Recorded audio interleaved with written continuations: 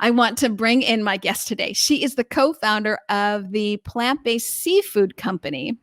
Welcome, Monica Talbert, to the Plant-Based Business Hour. It's Plant-Based Business Hour takeover. Welcome to the Plant-Based Business Hour. I'm so happy to have you here.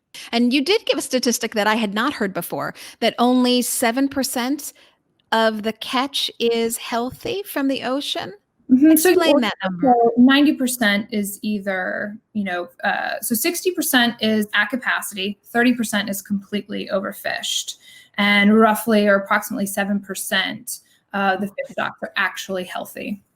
And wow. Yeah.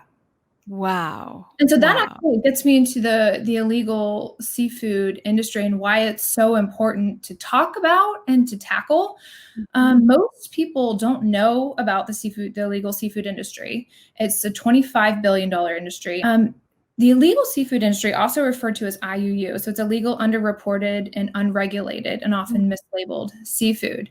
It is the main driver for overfishing.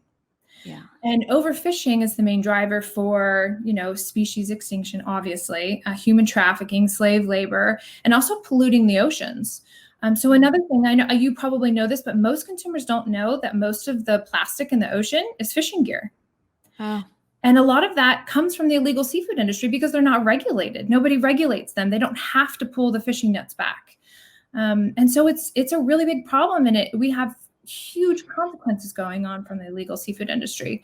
And I'm really passionate about, tackling this because the UN back in 2011 came out with a report on the illegal seafood industry. It's like transnational criminal activity and illegal fishing. And they have this whole long report. And at the bottom of it, it talks about the solution. And the number one solution, wouldn't you know, the number one solution, it's not legislation or reform, it's increasing the demand for the seafood by creating consumer awareness that all of these things are going on. This was back in 2011. I don't think